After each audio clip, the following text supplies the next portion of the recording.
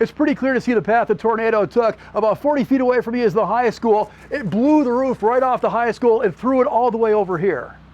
Yeah, Aaron, investigators are still on the scene here of this fiery crash on I-80. Let me give you a show of just how serious this crash was. You can come back over this way just a little bit. This right back here behind me, this is the front of the rig. You can see the two seats that are inside there. Those were the seats the driver was driving in. Right next to it, the big smokestack. In between, you can see the engine of the truck. We're told there were 4 vehicles involved. There was this truck, another semi, there was a car, and there was a busload of people.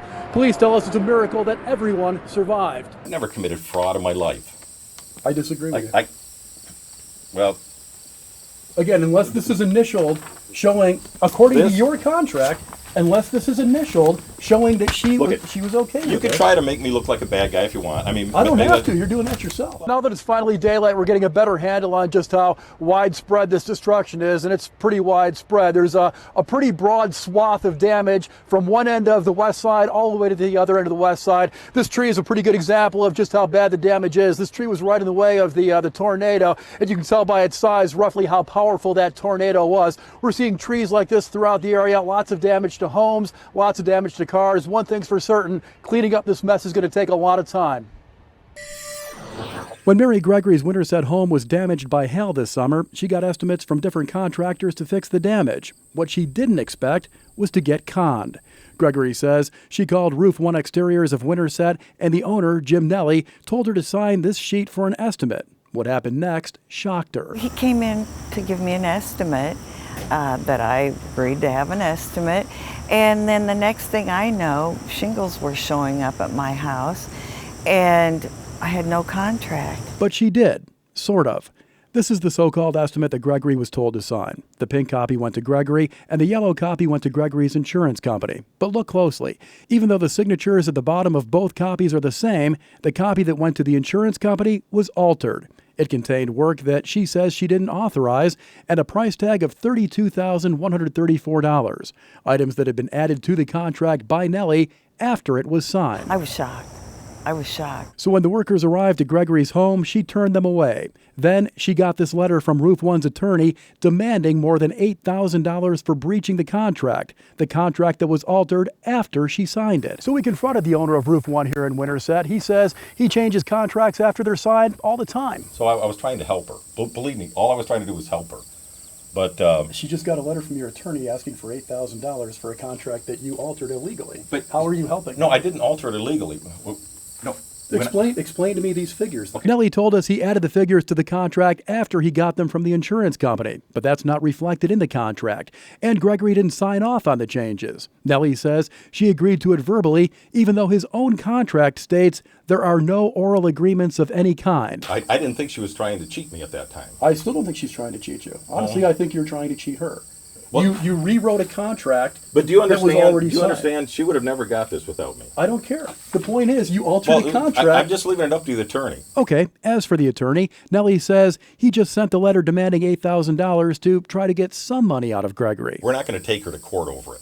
Besides, Nellie says this is how all contractors do business. This is the way all companies that work hailstorms do it. David Falke of Falke Construction in Winterset has been in the business for 18 years. He says he's never seen anything like this. No, it's a joke, it's a scam. I mean, from the start, you can never fill in numbers after you've signed the contract. That's what makes it it's a scam. He's going around scamming customers. I wonder how many other trusting people he's built. I wonder how many others have been bullied into going through with something that they didn't have to. Earlier this week, AIB Business College announced that it would be merging with the University of Iowa.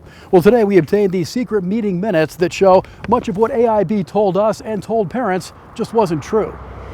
This is the document AIB does not want you to see. It's the minutes of the January 14th Board of Trustees meeting talking about the planned merger with the University of Iowa. And it shows a lot of what the public and students were told about the merger simply isn't true. During a Monday press conference, AIB President Nancy Williams said she first talked with U of I President Sally Mason about the merger last summer. The idea for this merger stemmed from a casual conversation that I had with President Mason this summer.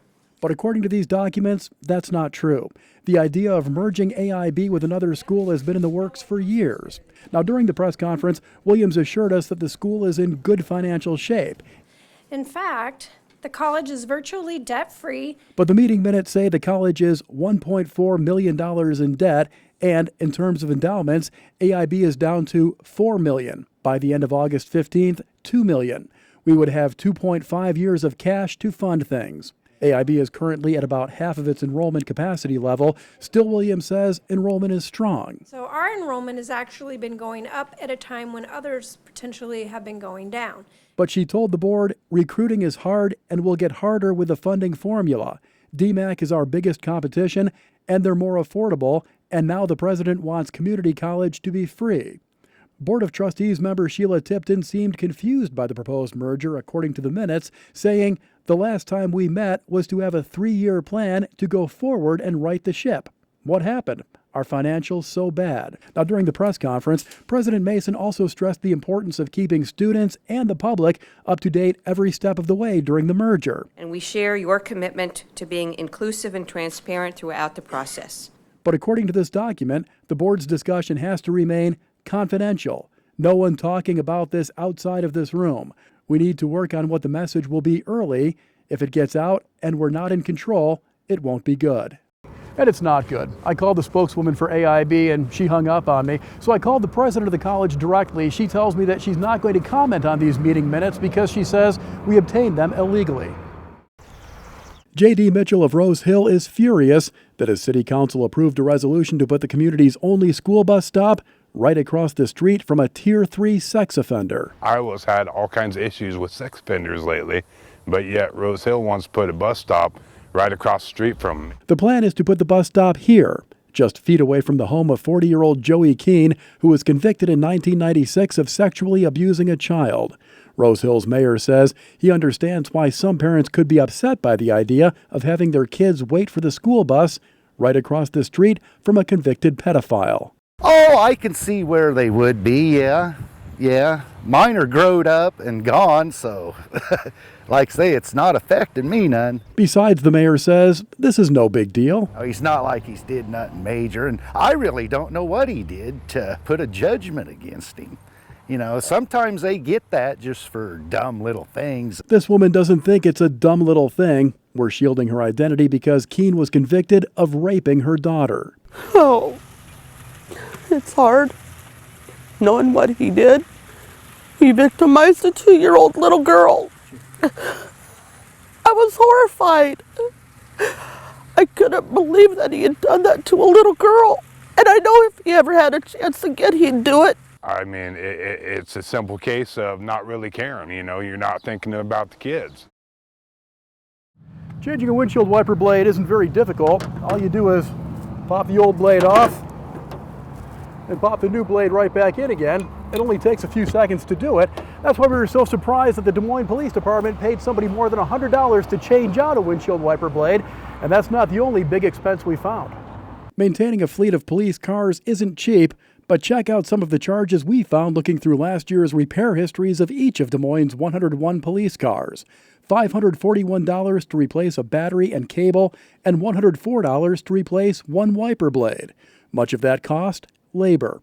Taking an hour to replace a battery, a job that should only take a few minutes. Well, you've got your positive and negative terminals, so you just remove the terminals, negative side first.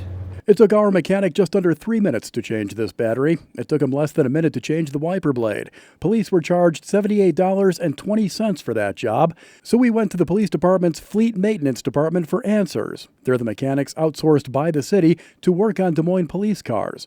Director Brian Bennett says, in the case of the battery, mechanics just forgot to write down that they also replaced a faulty alternator. Although presented as a battery replacement, there was certainly more work done than just a battery replacement. But that's not reflected on the paperwork, and Bennett couldn't explain how he knew the alternator was replaced. He says he just knows it was. As for the wiper blade, Bennett admits the police department was overcharged. Our mechanic, as I described, they work by job. They simply failed to get clocked off of that job. That is an error on that part. Now, obviously, it does not take $100 to replace a wiper blade. But the bottom line on that, though, is that the police department was still billed, and therefore taxpayers were still billed based on that error. That's correct. That's correct. Another item that really jumped out at us, the city paid more than $25,000 to repair a police car that cost, brand new, just $22,000. Fleet Maintenance says police made that call. All along the process, we would be informing the police department in this case, or any department, if there's some additional charges. Des Moines City Manager says when there are problems with billing, they're addressed. The broad gamut of things they look at very closely. So they'll question something like this? Mm-hmm. Yes, and they do. And is there documentation for that? Yeah, again, we talked about that. Probably not. Because the city manager insists, his office knows what it's doing with your tax dollars, and it doesn't need to be documented. There's no documentation to say that they're going through each one of these individually, is my point. Well, my question is, why would there be? $541 for a battery? I'd be questioning it. And who says they didn't? Well, there's nothing to say they did or didn't. That's the point. We don't set up systems for media to come in and review them. I mean, that's not what it's for. ABrilbeck, Channel 13 News.